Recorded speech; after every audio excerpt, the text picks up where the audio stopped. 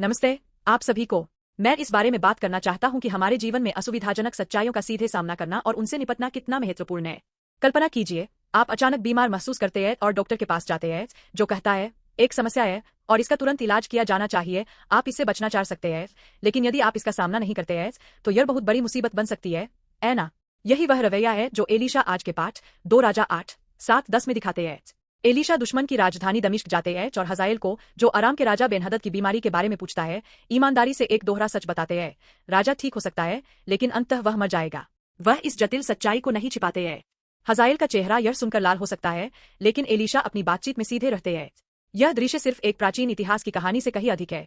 यह हमारे लिए एक संदेश है कि हम असुविधाजनक तथ्यों से मुंह न मोड़े, बल्कि वास्तविकता तक व्यावहारिक रूप से पहुंचें। उदाहरण के लिए, जब आप स्वास्थ्य जांच में सुनते हैं कि आपका कोलेस्ट्रॉल स्तर अधिक है, तो आप इसे और मैं ठीक हो जाऊंगा कहकर अनदेखा नहीं करते हैं, बल्कि अपना आहार बदलते हैं और व्यायाम शुरू करते हैं। जब आपको काम पर यह प्रतिक्रिया मिलती है कि एक परियोजना गलत दिशा में जा रही है, तो आप जिद्दी नहीं होते, बल्कि सुधार करते हैं। महत्वपूर्ण बात समस्या को स्वीकार करने और कार्रवाई की ओर बढ़ने का रवैया है, क्योंकि यह आपके जीवन को बदलने की शुरुआत है। और यह वचन यीशु मसीह में अद्भुत रूप से पूरा होता है। जिस तरह एलीशा ने असुविधाजनक सच्चाई बताई, उसी तरह यीशु हमें हमारे जीवन की सबसे बड़ी समस्या, हमारे पाप और मृत्यु की समस्या, और हमारे जीवन के सभी श्रापों, दर्द, गरीबी, घावों और पीड़ाओं का सीधे सामना करने के लिए प्रेरित करते हैं।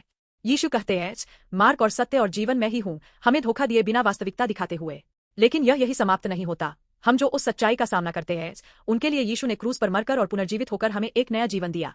ठीक वैसे ही जैसे एक बीमार राजा को ठीक होने की उम्मीद दी जाती है, यीशु हमें हमारी कमजोरियों को स्वीकार करने पर क्षमा और शक्ति प्रदान करते हैं।